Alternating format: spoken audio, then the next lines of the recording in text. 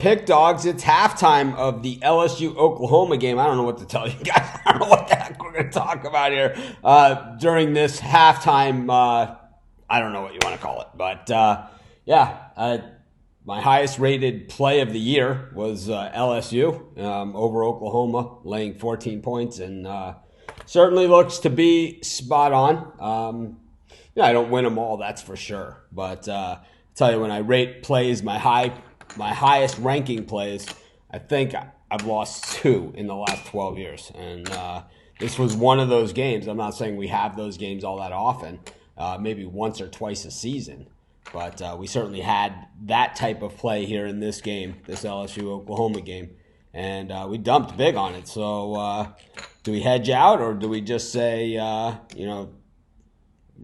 just sit on it? Because I think jumping on this game at this point is probably not a great idea.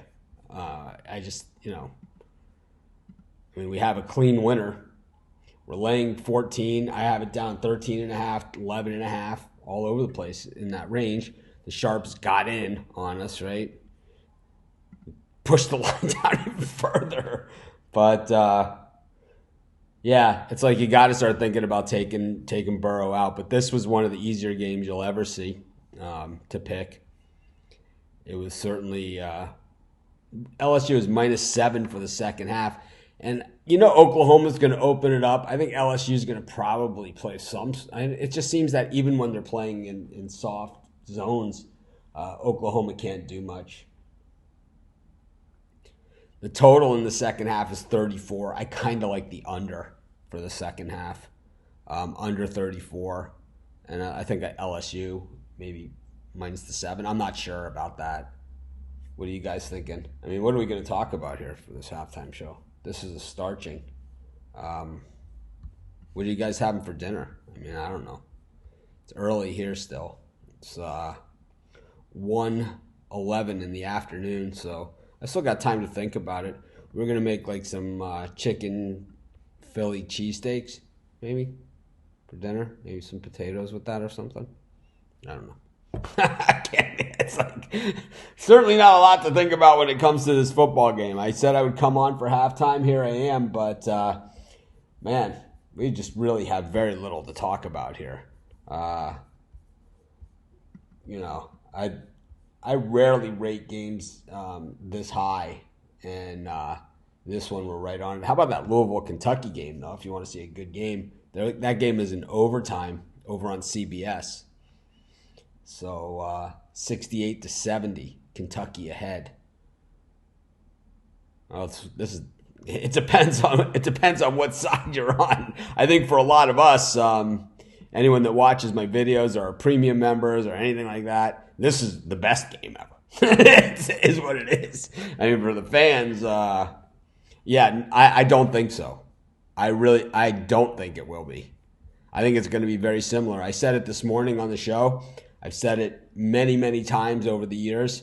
These opening round playoff games are never close. There's only been one game of these opening round playoff games that's ever been close, and that was Georgia-Oklahoma. But every other game that's been in these opening rounds, they've never been close. Never. Even when Clemson played Alabama in the opening round, even when Clemson played Alabama in the opening round, Alabama beat them. It wasn't even close. The championship games have been close, some of those. But the opening round playoff games have never been close. There's only been one. This is the 6th year. So of the 10 games, only one of them has ever been close. They've all been blowouts like this. They've all been starchings. Not quite to the level of this game, but there's been a few of them that have been. And Ohio State-Clemson was one of those. It was a whooping. Ohio State did this to Alabama in one of these games. They're just rarely close. But, I've done a video. We already talked about the Clemson game. We're just doing halftime LSU. I'm not going to talk about the same game 10 times. Just not what the show's about. Certainly not something I enjoy doing. My picks on that game are certainly readily available in a number of places. So no reason for me to sit here and take up everybody's time talking about something I've already talked about. So you can go out there and find it. But yeah, it's been a pretty crazy day all the way around. But that Penn State Memphis game, that thing was over in a hurry as well. And Notre Dame just starching Iowa State as well. So none of these games have been good games. It's okay. You can go to the YouTube channel. I do a video on all the games. So you can see on the YouTube channel my picks on the games. I have a video. That's it. When I do the videos of the games, it's like I have time to go really in depth and really talk about like a lot of my reasoning, and not just breaking down the numbers and the hardcore handicapping, boring stuff, but really like looking at the game and doing my analysis on it. I really enjoy doing those videos. That's why I do them. I don't know. It's like I think this is actually not a bad play. The Oklahoma team total for the second half over 13.5. I think that might be a good play, I think Oklahoma is going to score some points, and I think LSU is going to go softer on defense. We know that Oklahoma is not going to lay down here. Yeah, this Kentucky-Louisville game could go to another overtime. Well, if Notre Dame doesn't have to play in meaningful games, then they're always fine. We talked about that this morning on the show. When Notre Dame doesn't play in meaningful games, they do just fine. It's in the big games where they get stomped. Absolutely crushed. Slaughtered. Every big game they've been in the last 10 years, they've been crushed. Absolutely destroyed. Not even close. The Alabama National Championship game, the playoff game last year, the game at Miami, Michigan this year, to get back into the playoff hunt, just slaughtered. They can play bowl games against Iowa State.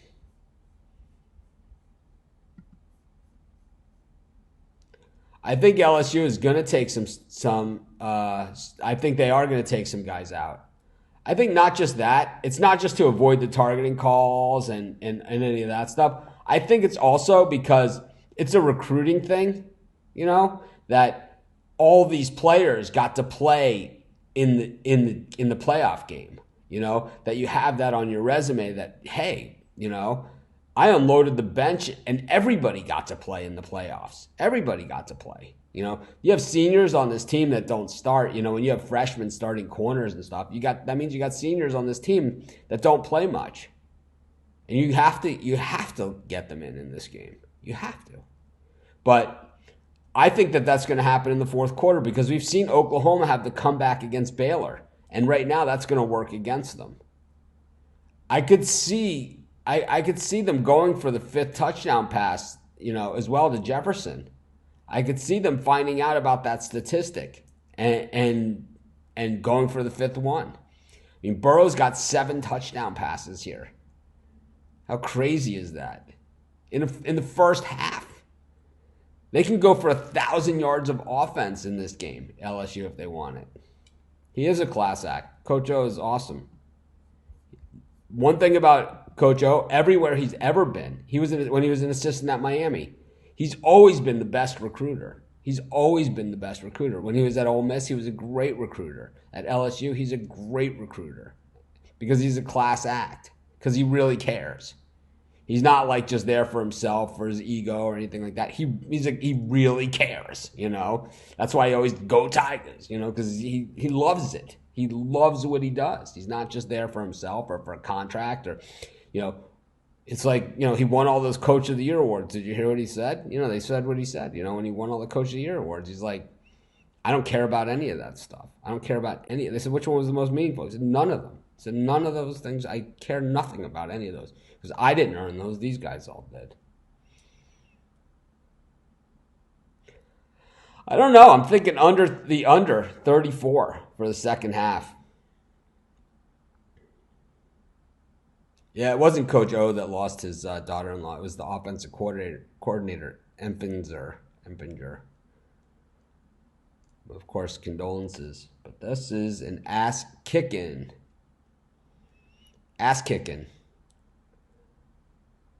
Looks like Kentucky going to get out of the woods here against Louisville. Up by 4 with 14 seconds left to go. Got a lot of games on the board for tomorrow. I'm probably going to jump in and do some videos now that this game is pretty much decided. At least I'll set my board up during this. Looks like there's 5 NBA and a lot of college basketball. So you can see what's on the schedule here. Let's see what videos I can do for tomorrow. Oh, there's a lot of them. I marked them already. Ohio State, West Virginia, Stanford, Kansas, Auburn, Lipscomb, Texas Tech, Bakersfield, NC State, App State, Tulsa, Kansas State, Cal, Harvard. I think I'm going to skip that one. Alabama, Richmond.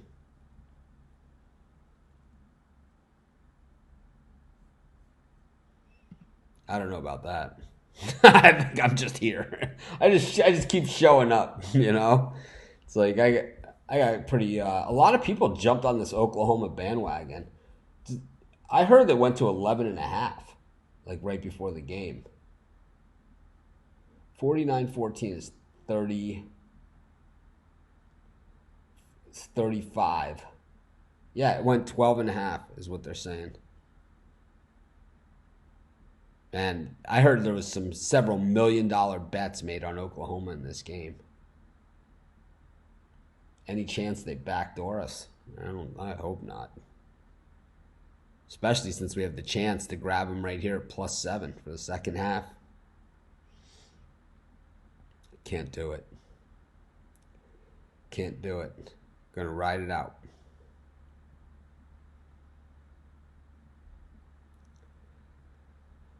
But Jalen Hurts has had a horrible time at this stadium. This is the stadium where he lost his starting job at Alabama.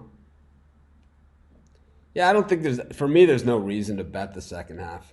So that's why I'm kind of skittish on it. I mean, for the spread to go from 14 to 12.5 in a game this big, that late, it was big money on Oklahoma here. Big, big, big. So, I don't know. Maybe they rally. Who knows? They're only 3 touchdowns down for the cover. Some 2-point conversions. In this game, that could happen quickly. 63 points on the board. The total was 75. Of course, I'll be here halftime of the Clemson-Ohio State or Ohio State-Clemson Fiesta Bowl match as well. It should be a better game than this at that point, but, you know, what isn't, you know? What isn't a better game than this? There's not too many games that aren't better games than this, to be honest with you. This is a bad one. This is what you call a stinker. This is a stinker. Our halftime pick is under 34. I've done a video. We've already talked up and down about Clemson, Ohio State. I did a video. We talked about it on the live show. We did a live show the other day, a college football preview show. Plus, when they first announced the playoff matchups, I did a video on it then as well. So I think I'm good on Clemson, Ohio State. I think my picks are out there. If you need to know them, just go over to our YouTube channel, and you can look for the video called Clemson versus Ohio State, or it's Ohio State versus Clemson. It's one of those two. Fiesta Bowl pick. There's a video there. You can watch it. I did it. It's just me. So you got it. The halftime pick, I said under 34. I said it 10 times. Anyways, enjoy the second half, everyone. Hopefully it's better than the first half. If you're a fan, if you're on LSU, like a lot of us are, that watch our shows and follow our picks, and we're in on the collaborating of getting to these picks. I don't think it gets any better than that first half. But anyways, I enjoyed it. As always, I'll be back for the halftime of Clemson, Ohio State. Be sure to hit the thumbs up. Be sure to subscribe to our channel if you haven't done so. We are the fastest growing channel on YouTube as far as sports handicapping goes. And we're also the most watched, which is crazy. considering everyone had such a huge head start on us.